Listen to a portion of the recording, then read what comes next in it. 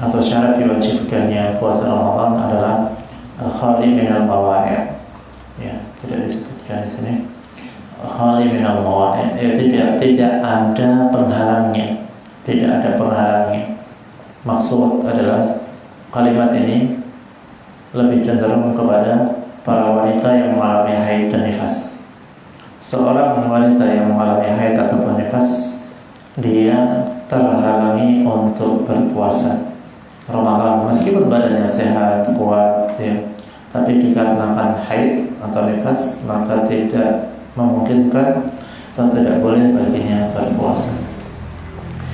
Selanjutnya Syekh Rahimahullah Ta'ala mengatakan wa yajibu bi ahadi thalathati asya', dan diwajibkan atau memasuki bulan suci Ramadan, ya, itu memasuki waktu wajibnya dengan 3 hal. Yang pertama yaitu bi kamali Sya'ban, dengan menyempurnakan bilangan bulan Sya'ban.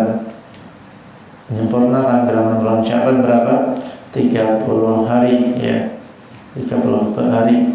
Kemudian wa ru'yati hilal Ramadan, dan dengan melihat hilal bulan Ramadan.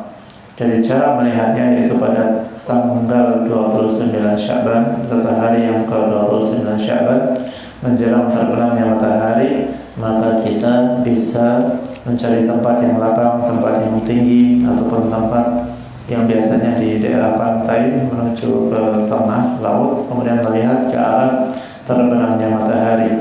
Ya, jika terlihat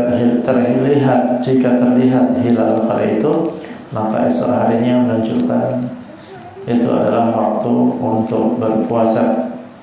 Dan selanjutnya wujudul ghaimin aw qatarin lailatal 30 yahrudunahu wa idza ra'al hilal wahtasama.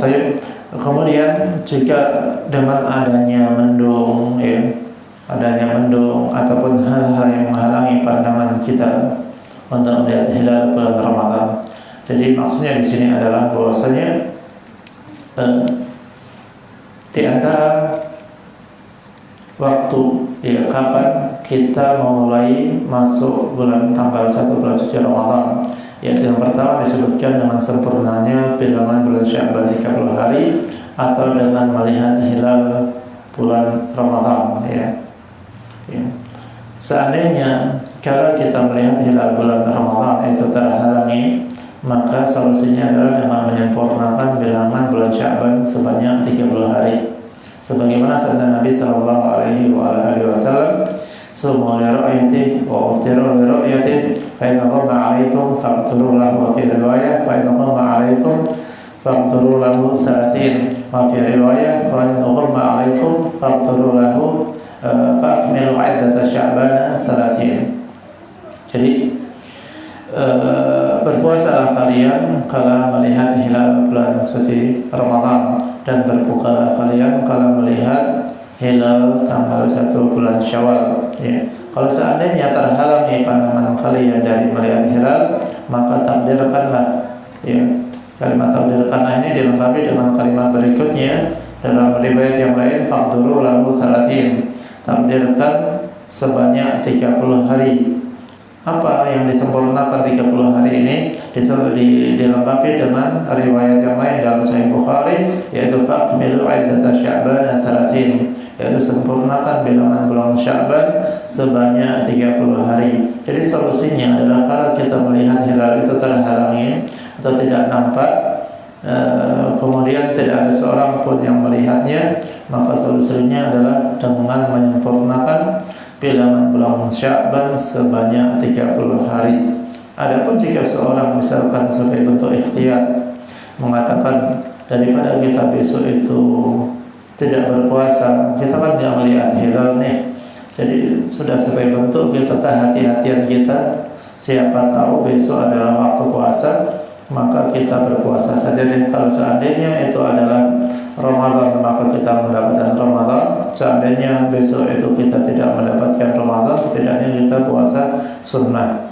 Kalau seandainya seorang mengatakan demikian, maka ada jawabannya dari Nabi sallallahu alaihi wasallam, ya la tasumu yaum syakki. janganlah kalian puasa pada hari yang syak, yaitu 30 Sya'ban di saat tidak terlihat hilal, ya. La tuqaddimu Ramadan, fi riwayatin la tuqaddimu Ramadana bi siyami yawmin aw yawmaini. Janganlah kalian dahului Ramadan itu dengan puasa sehari ataupun 2 hari sebelumnya. Ya illa rajulun yasumu sawman fayasumuhu, kecuali seorang laki-laki yang memang sebelumnya dia sudah biasa berpuasa, bukan karena momen Ramadan, mendekati Ramadan sebagai bentuk jaga-jaga, tapi memang dia biasa berpuasa dan kebetulan saat itu giliran dia memang berpuasa, maka itu lain halnya. Jadi kalau kita mendahului Ramadan dengan puasa sebagai bentuk kehati-hatian, maka sungguh dalam riwayat yang lain, dalam asar Abdullah bin Abbas radhiyallahu ta'ala, man shoma yaum syakki faqad asab Abul Qasim, barang siapa yang puasa di hari syak, ya, dari yang ada keraguan, maka dia telah memaksiati Abul Qasim. Siapa? Memaksiati Rasulullah Muhammad sallallahu alaihi wa alihi wasallam.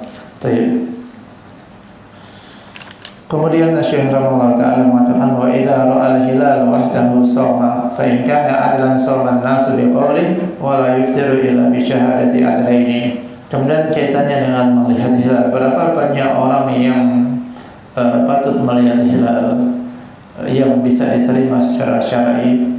Kalau di negara kita alhamdulillah Kemenak meluncurkan sekian banyak melakukan ru'yatul hilal di sekian banyak titik, ya, bahkan puluhan tempat digunakan untuk ru'yatul hilal, ya.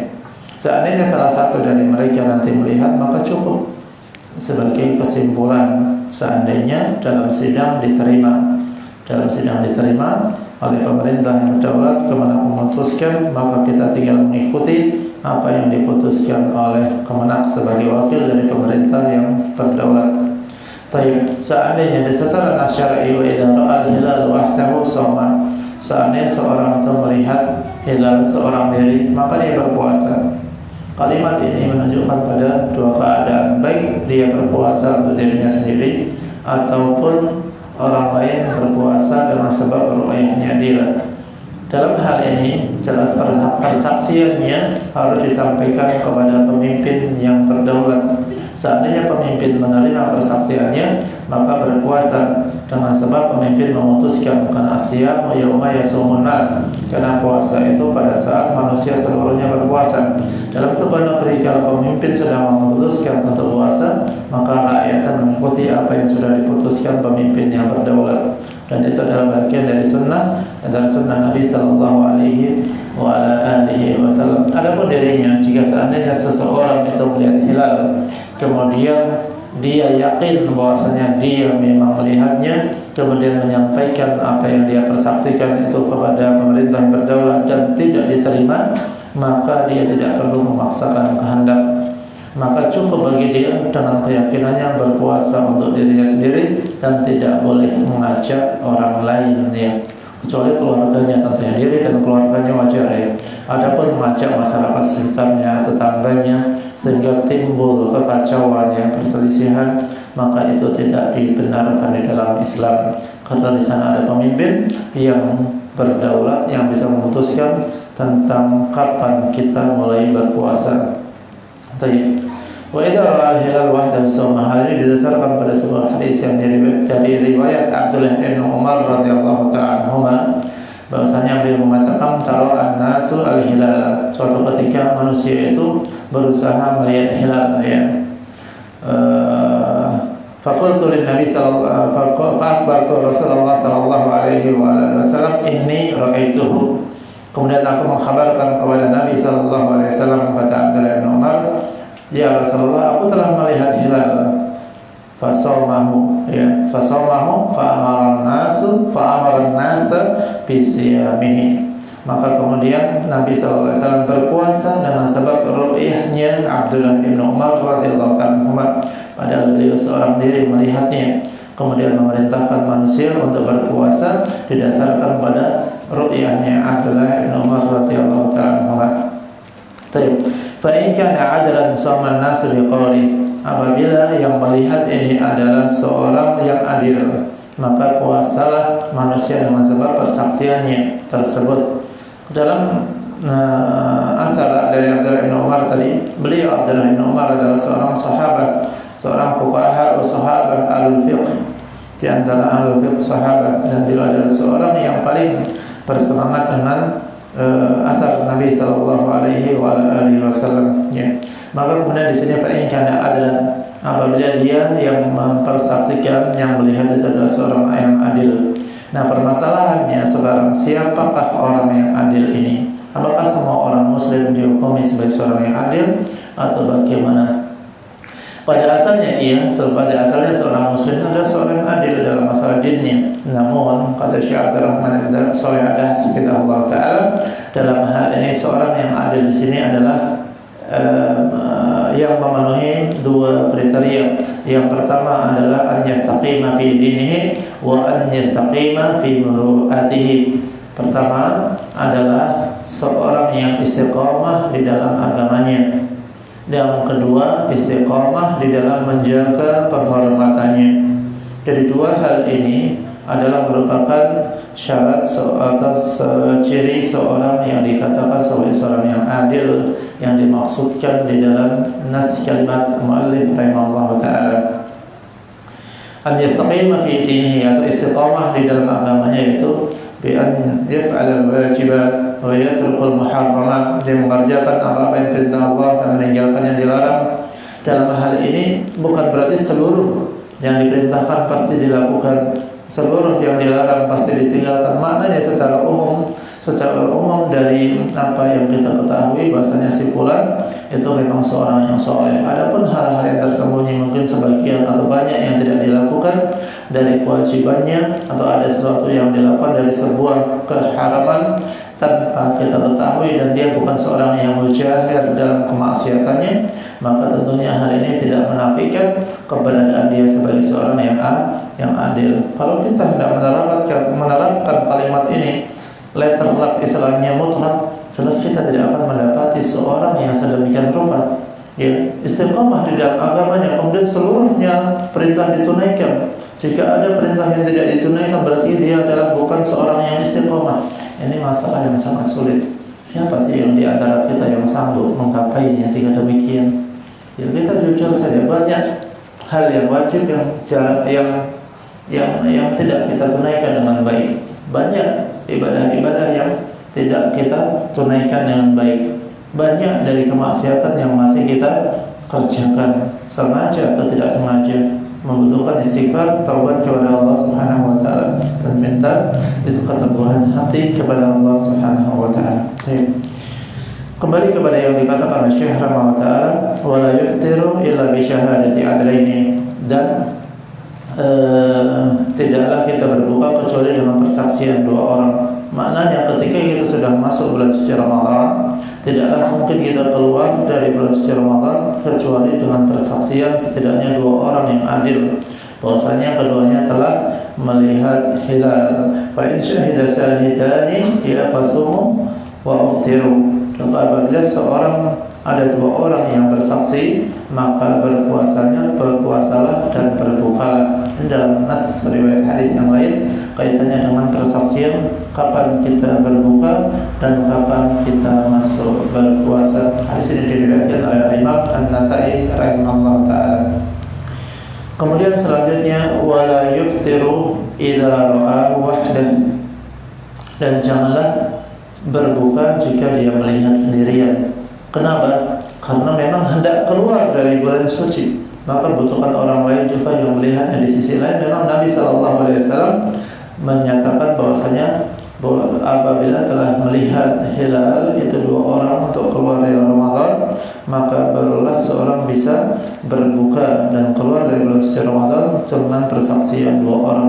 Ini secara nas syar'i. Adapun kita ada dalam sebuah negara dan kita sudah diberikan kemudahan oleh Allah Subhanahu wa taala dengan negara yang mengirimkan wakil-wakilnya untuk menyelesaikan masalah ini. Maka ini bagian dari nikmat yang besar yang diberikan oleh Allah Subhanahu wa taala, dan alhamdulillah negara kita setiap tahunnya melakukan ru'yatul hilal, ya.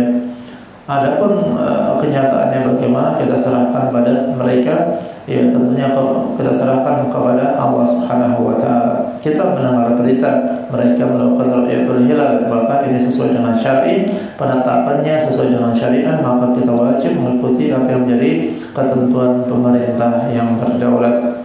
Wa in samu bi syahadati 32 yawman. Kalimat gimana?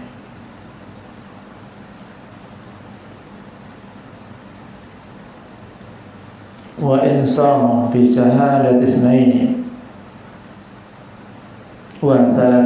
yawman aftaru. Apabila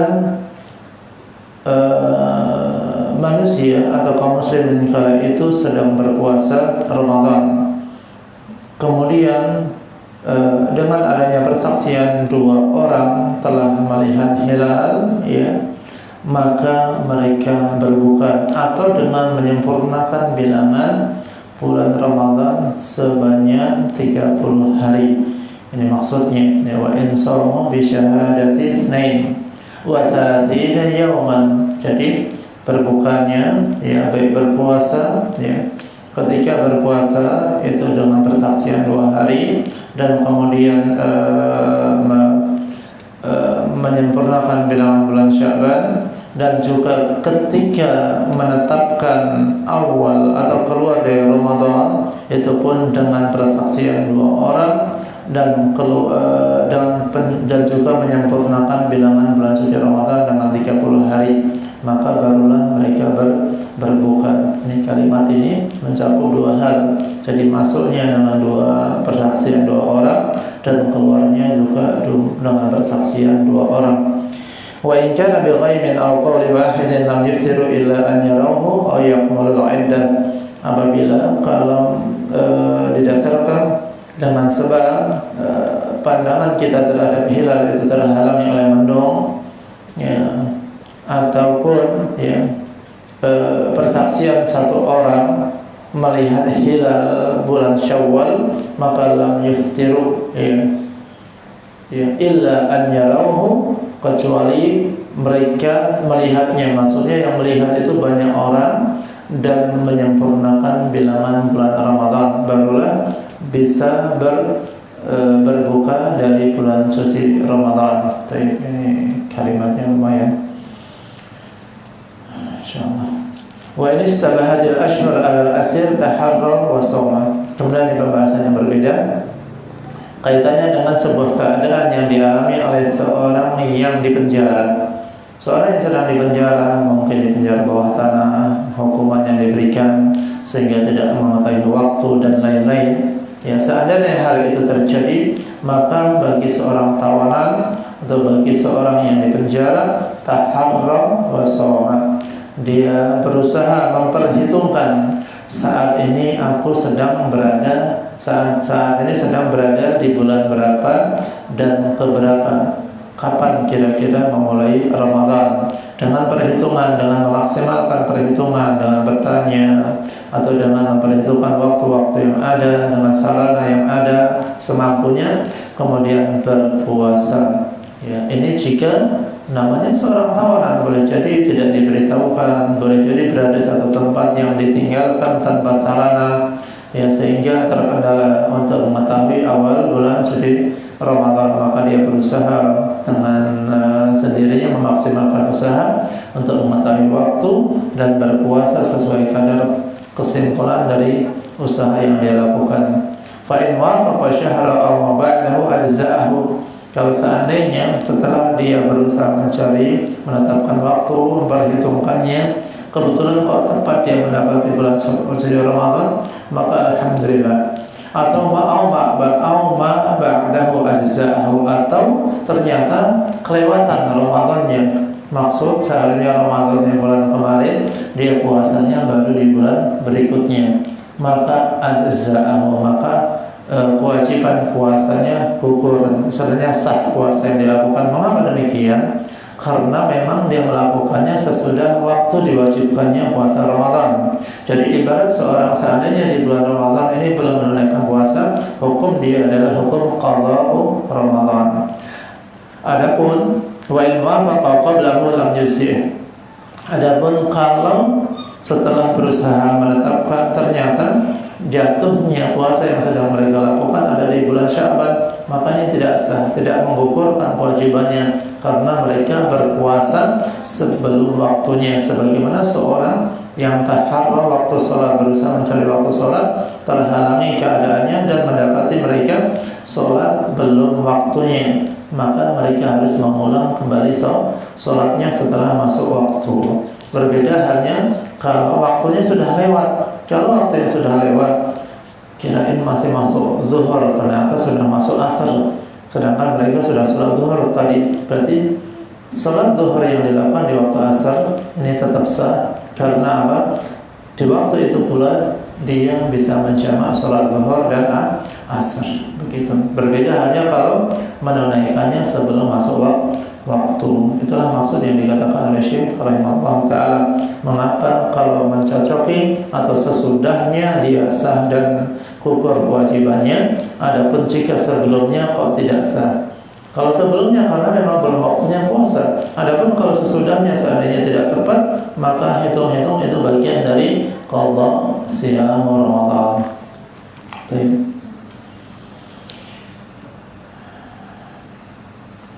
Selanjutnya kita masuk bab berikutnya, bab ahkamul muftirin fi Ramadan. Syekh rahimahullah taala mengatakan kepada kita hukum-hukum terkait dengan orang-orang yang berbuka di bulan suci Ramadan.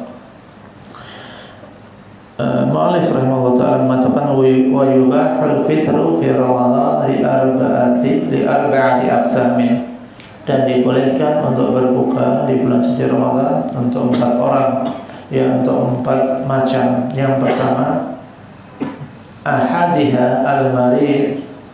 Yang pertama adalah al-marid, ya al-maridul ladzi yatadarraru bihi wal musafirul ladzi lahu al-qasru fal fitru lahuma afdalu wa alaihim al-qada'u wa in shama ajza'ahuma. Yang pertama yang diperbolehkan untuk berbuka adalah seorang yang sakit yang termadarati dengan sakitnya. Seorang yang sakit yang jika dia berpuasa itu sakitnya termadarati, ya, maka bagi dia untuk berbuka, ya, maka bahkan tidak boleh dia berpuasa kalau sampai menjadikan sebab dirinya bertambah parah dan boleh jadi mempercepat, ya, atau mempercepat kematiannya. Misalkan maka tidak boleh dia berpuasa. Seandainya si fulan karena semangatnya ibadah kepada Allah Subhanahu wa taala, dia ingin tetap berpuasa, tapi dengan puasa tersebut penyakitnya semakin mengkhawatirkan dan mengancam jiwanya, maka bukan hanya dia mendapatkan rukhsah, justru dia tidak boleh berpuasa dalam kondisi tersebut. Kenapa? Wala tulqu bi aydikum ila tahlukah, jangan ceburkan diri kalian kepada kehancuran. Kemudian wal musafirul ladzi lahul qasr, di sini Syekh rahimahullah taala memberikan batasan musafir yang alladzi lahul qasr, yang bagi dia punya hak untuk mengqasar salatnya. Berarti memberikan makna kepada kita bahwasanya Syekh cenderung memberikan batasan jarak yang ditempuh oleh seorang musafir. Sebagian ulama mengatakan, di antaranya ulama Syafi'iyah, bahwasanya jarak yang ditempuh oleh seseorang untuk dikatakan sebagai seorang musafir adalah 80 km, ya, marhalah. Namun dalam hal ini kaitannya dengan safar itu lebih dari 20 pendapat, bahkan sebagian menyatakan lebih dari 30 pendapat terkait dengan masalah musafir. Kapan seorang dikatakan musafir? Maka yang paling dekat pada kebenaran Allah Ta'ala adalah apa yang disampaikan oleh Syekhul Islam Ibnu Taimiyah Ta'ala, yang menyatakan bahwa kaitannya dengan seorang dikatakan safar atau tidak kembali kepada orang masyarakat. Maka ini adalah pendapat yang lebih mudah dan lebih dekat pada nilai-nilai kebenaran yang ada. Karena banyaknya pendapat, sehingga kalimat pertengahan adalah kalimat yang disampaikan oleh Syekhul Islam Ibnu Taimiyah rahimahullah taala. Seorang dikatakan safar atau melakukan perjalanan, tinggal masyarakat memandangnya. Kalau masyarakat setempat memandang si fulan itu telah melakukan perjalanan sebagai seorang musafir, maka boleh bagi dia untuk mengqashar salatnya. Jadi seorang yang punya hak untuk mengqashar salat atau meriang pada ainus safar, maka boleh baginya untuk berbuka. Kaitannya dengan hal ini telah kita sampaikan pada kalimat sebelumnya. Baik. Kemudian yang kedua adalah al-haid wa nufasa, yang boleh untuk berbuka antara seorang haid dan nifas, tuftirani wa taqdiyani wa insomata lam yusihuma. Jadi seorang yang haid dan nifas mengalami haid dan nifas, maka dia berbuka dan mengqadha'nya di hari yang lainnya. Kemudian at-thalits, yang ketiga adalah al-hamil wal wardi', seorang wanita yang hamil dan menyusui, ya, itu boleh baginya untuk tidak berpuasa, boleh baginya untuk tidak berpuasa dan mengqadha'nya di hari yang lainnya. Adapun kalimat Syekh rahimahullah taala di sini mengatakan idza khafata ala anfusihima aftarata wa qadata wa in khafata ala waladihima aftarata wa qadata wa ad'amata an kulli yawmin miskina. Jadi keadaan seorang yang hamil dan menyusui ini dikatakan oleh Syekh rahimahullah taala jika keduanya itu berbuka karena khawatir terhadap dirinya mungkin takut sakit, takut lemas, takut yang lainnya termadarati dengan sebab puasa karena dia dalam kondisi hamil atau menyusui, maka kewajiban dia atau dia boleh berbuka dan mengqadha'nya di hari yang lain. Adapun jika keduanya itu berbuka dikarenakan khawatir terhadap anak yang disusui atau anak yang dikandungnya, maka konsekuensinya adalah dengan mengqadha' di hari yang lain dan juga membayar fidyah. Akan tetapi kalimat yang rajih sebagaimana dikatakan oleh Syekh Muhammad Ibn Shalih Al-Utsaimin rahimahullah taala, yang wajib bagi keduanya adalah hanya berbuka lalu mengqadha' di hari yang lainnya tanpa mengeluarkan fidyah bagi fuqara wal masakin. Selanjutnya yang keempat yang boleh untuk tidak berpuasa adalah al-ajizu 'anis siyami, seorang yang tidak mampu untuk berpuasa. Berarti lawan dari qadir 'ala shaum, yang mampu untuk berpuasa, sebagai syarat diwajibkannya. Ini kebalikannya, berarti seorang yang tidak mampu dikarenakan likibarin aw maradin la yurja bur'uhu fa innahu yut'imu anhu an kulli yawmin miskin, ya. Jadi seorang yang tidak mampu atau lemah, tidak mampu berpuasa dengan sebab usia, ya, sebab usia atau disebabkan sakit yang tidak bisa diharapkan kesembuhannya, maka mereka ini secara asal ibtidaan tidak wajib berpuasa. Walaupun sudah masuk Ramadan, memang mereka nggak wajib lagi karena memang mereka dalam kondisi sakit yang tidak bisa diharapkan kesembuhannya. Atau seorang yang sudah lanjut usia, yang lemahnya karena usianya, ya, lemah karena usianya, sudah lanjut, sudah tua, maka mereka tidak terkena kewajiban puasa, hanya saja terkena kewajiban fidyah. Jadi kulli yawmin miskina, kulli yawmin miskina. Baik. Selanjutnya wa ala sa'iri man aftara al-qada'u la ghair. Kemudian kalimat ini kalimat jamak, dan wajib bagi setiap orang yang berbuka, yang batal puasanya atau berbuka atau tidak berpuasa, yang wajib bagi mereka adalah mengqadha puasa dan tidak ada yang lainnya. Maksud yang namanya fidyah itu bukan pilihan, tapi tahapan bagi seorang yang meninggalkan puasa karena udzur. Maka seorang yang berbuka karena udzur, tidak berpuasa Ramadan, maka wajib baginya mengqadha'nya di hari yang lain. Tidak kemudian serta-merta membayar fidyah, maka itu tidak boleh. Ya. Poin pertama adalah mengqadha'nya di hari yang lainnya. Fa illam, ya, kemudian illa man aftara bi jima'in fil farj fa innahu yaqdi wa yu'tiqu raqabah. Kemudian kecuali seorang yang melakukan jima' pada kemaluan, maka dia mengqadha dan membebaskan seorang budak. Fa illam yajid fa siyamu syahrayn mutatabi'ain. Kalau tidak mendapatkan seorang budak, maka dia harus berpuasa sebanyak 22 bulan berturut-turut. Tidak boleh terputus sama sekali.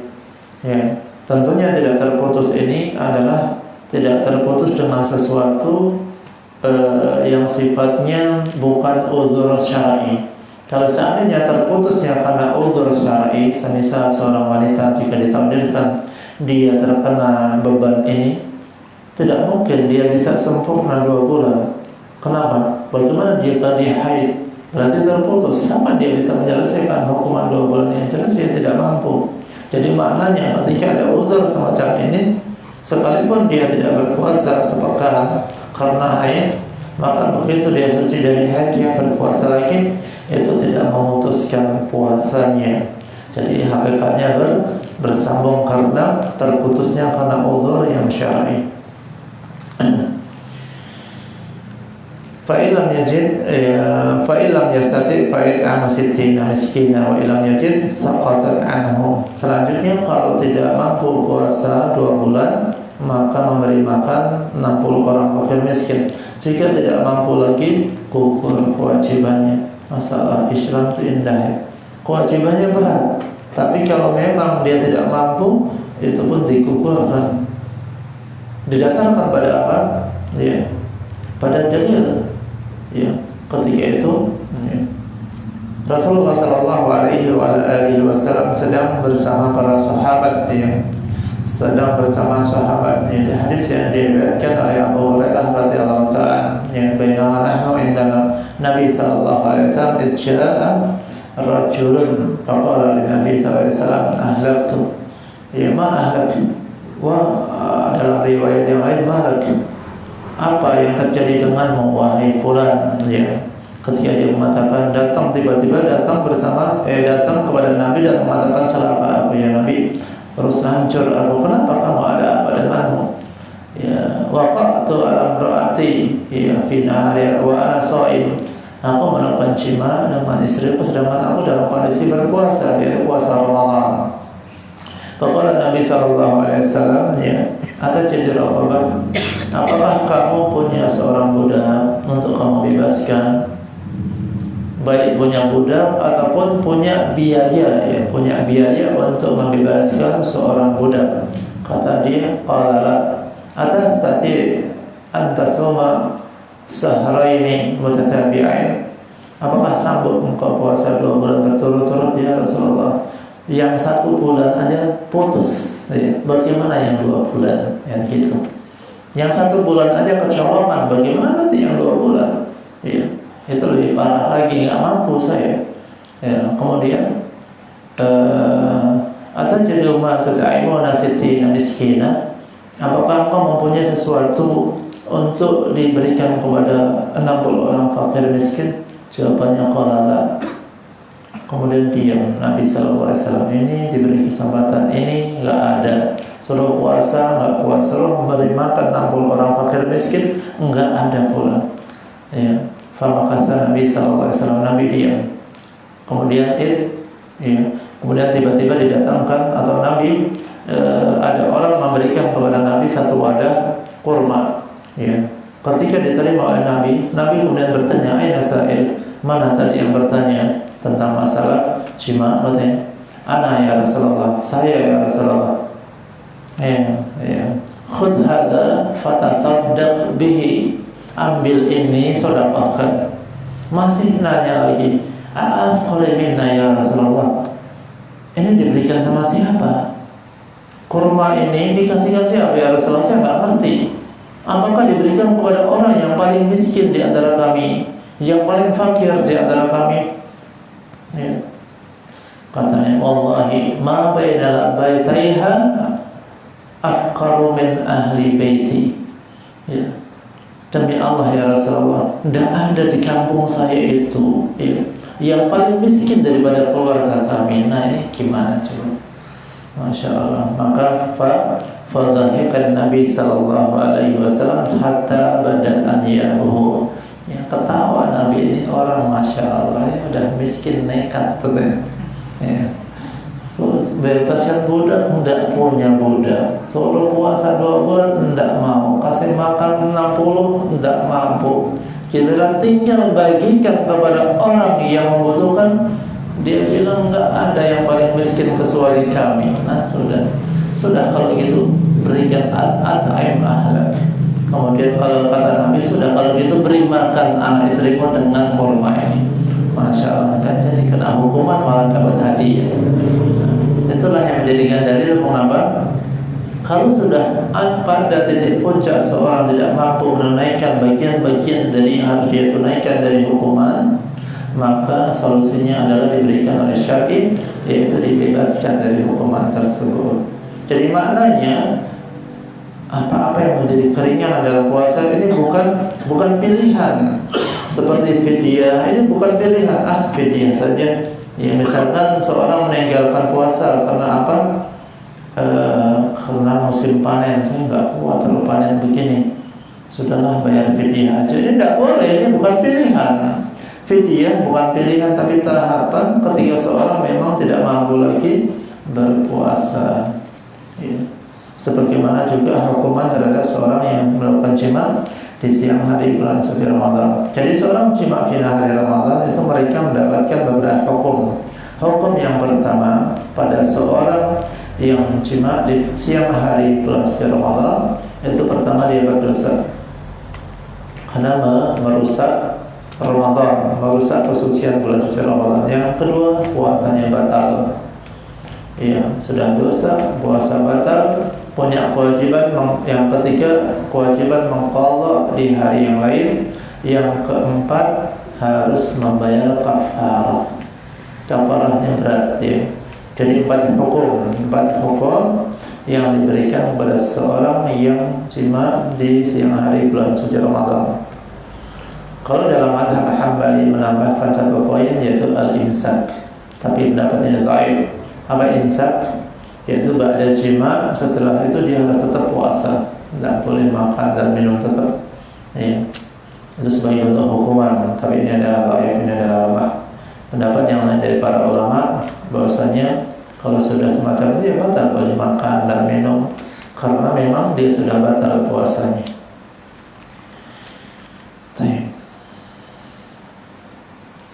Masih berada pada kaitannya dengan masalah ini.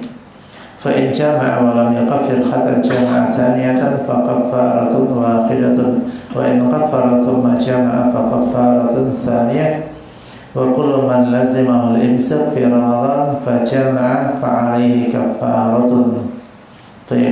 Dan jika seorang yang sudah jima itu mengulang lagi sedangkan belum bayar kafarahnya, maka kafarahnya adalah 1 saja.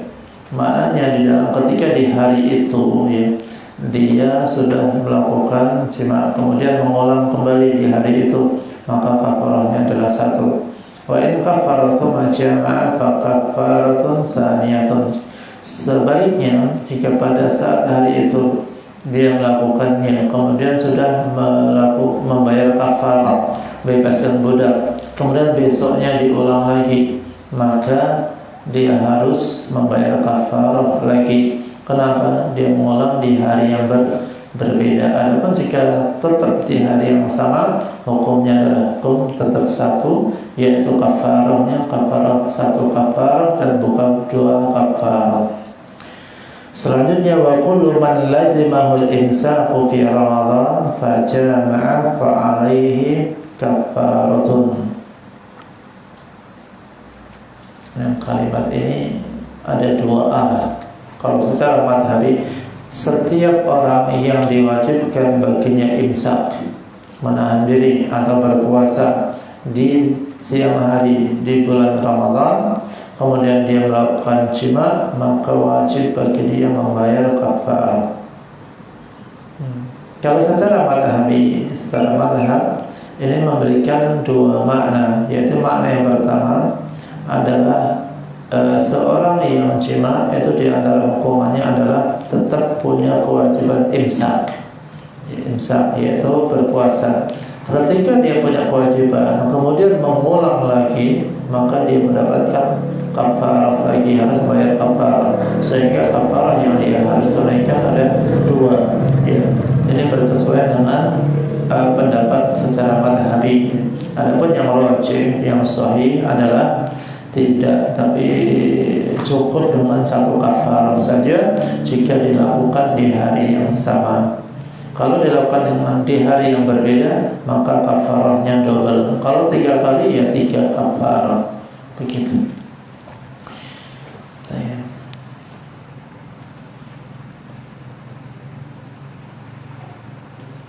Kemudian selanjutnya, wa man akhara al-qada'a li udhrin hatta adrakahu ramadhana akhar falaysa 'alaihi ghairul qada'i.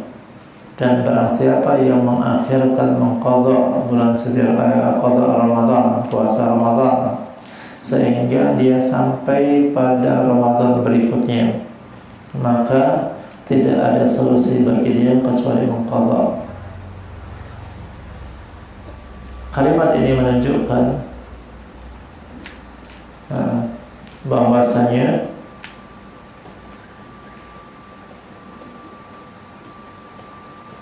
seorang yang tahun kemarin misalkan punya udhur, kemudian sekarang belum selesai mengqadha, sehingga hingga akhir Sya'ban itu masih tersisa hari yang belum diqadha, maka tidak ada jalan bagi dia kecuali tetap mengqadha. Maknanya diqadha ba'da Syawal, ba'da Ramadan berikutnya.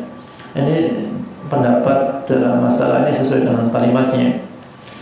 Namun dalam hal ini, ikhwan akhwat, yang wajib, setiap ibadah itu punya waktu masing-masing.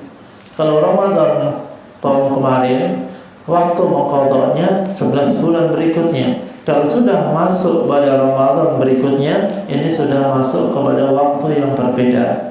Jadi tidak ada lagi qadha dari Ramadan sebelumnya.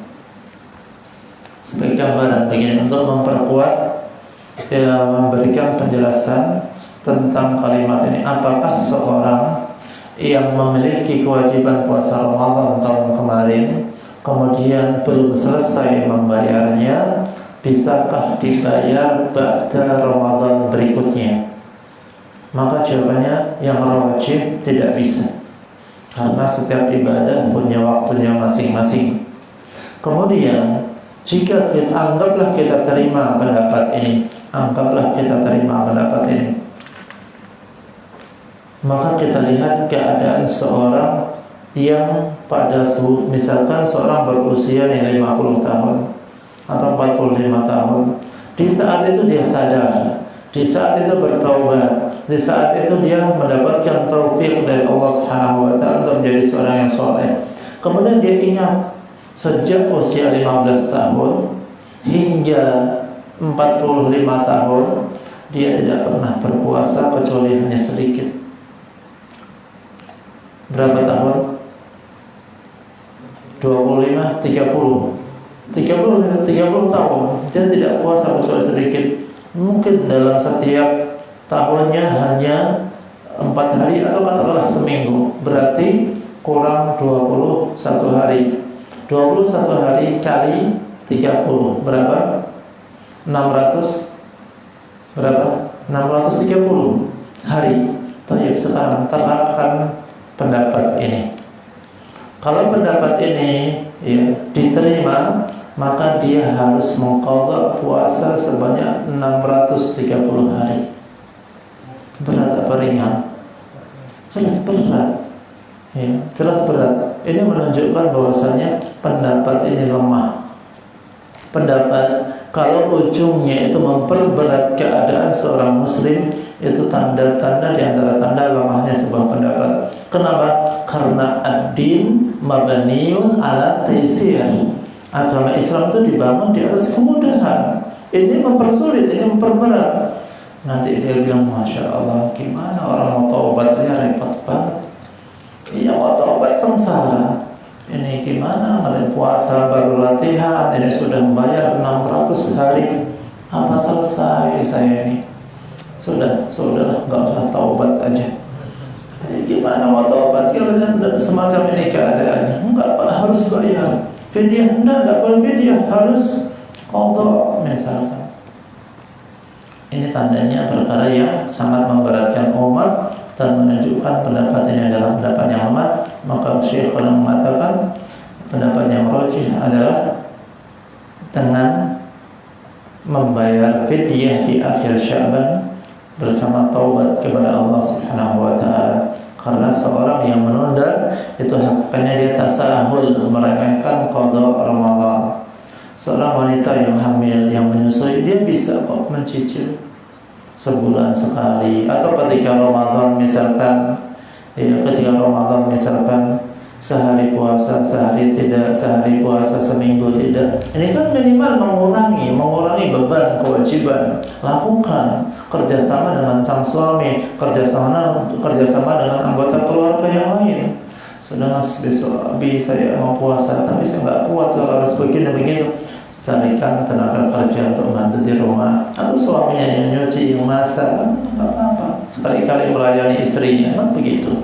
Saya bentuk yang kerjasama di dalam ketaatan di dalam sebuah rumah tangga. Jangan mentang-mentang suami nggak mau masak, nggak mau nyuci, ketika istrinya membutuhkan bantuan, nyari tenaga nggak mau, bayar nggak mau, tapi ngerjakan juga nggak mau. Ya wis balik wae kan gitu. Ya. Artinya dalam rumah tangga harus kerjasama. Ketika istri dalam kondisi begini, dukung dengan nutrisi, dukung dengan diberinya pekerjaan, maka insya Allah dia juga akan bersemangat di dalam menjalankan ibadahnya kepada Allah Subhanahu wa taala. Qadarullah masya Allah, ini yang bisa kita sampaikan. Waktu ya. Apa yang tidak kita dapatkan bukan berarti kita tinggalkan. Ma la yudrak la yutrak. Itu kaidahnya. Tidak setiap, meskipun tidak semuanya kita dapatkan, bukan berarti kita tinggalkan. Kita ambil apa yang bisa kita ambil. Itu adalah bagian dari nikmat yang diberikan oleh Allah Subhanahu wa taala pada kita. Wassallallahu ala Muhammad wa ala alihi wasallam. Untuk melengkapinya silakan kalau ada yang ditanyakan. Barakallahu fiikum.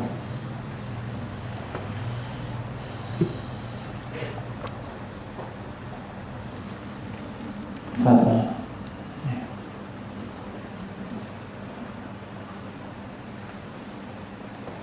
Beberapa waktu yang lalu ada pertanyaan Umahat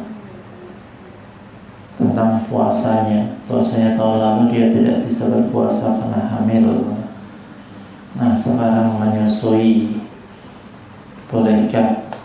Jadi gimana? Ketika dijawab, kalau enggak bisa, pekerjaan saya banyak. Jadi maunya apa? Maunya nunggu jawaban, bayar saja fidyah. Itu tidak boleh, ini urusan dengan Allah. Jawabannya tetap mengqadha.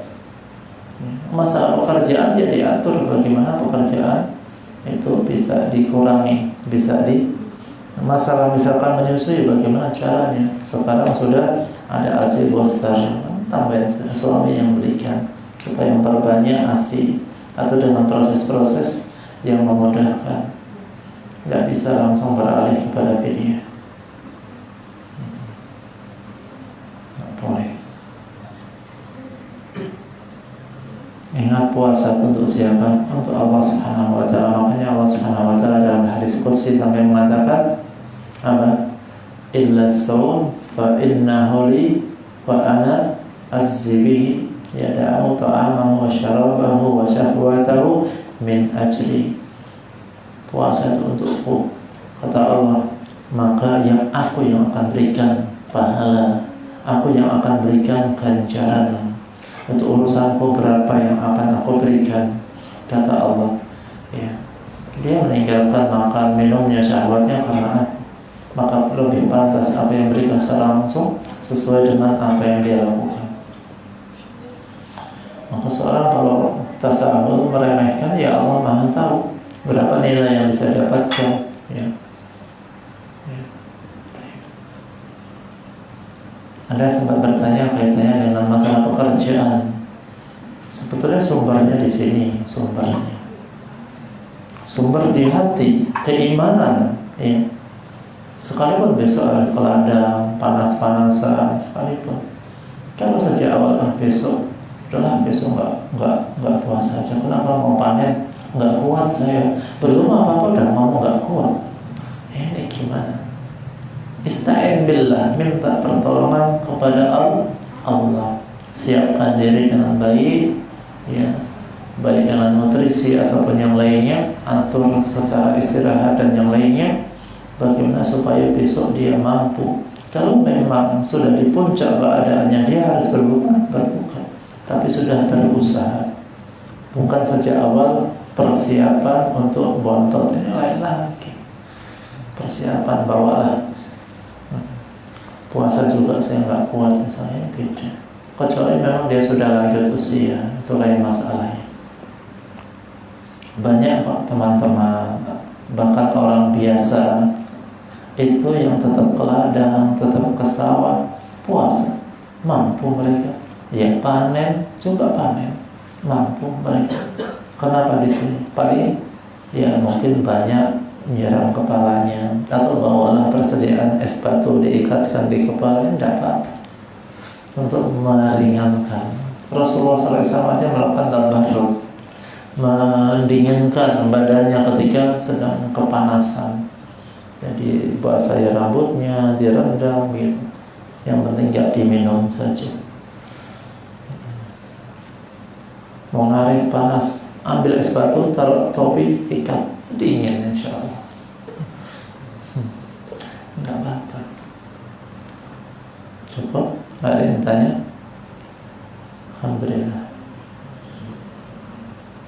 Masalah kaitan dengan keterlambatan, mohon maaf. Mudah-mudahan di pertemuan yang akan datang kita bisa atur waktu lagi. Karena qadar masyaallah pada asal itu kajian umahat di Kota Bumi. Jadi begitu selesai meluncur ke sini, kondisi perjalanan hari ini cukup padat. Jadi ya itu yang bisa kita lakukan. Entah kalau kedepannya bisa digeser waktu yang di Kota Bumi.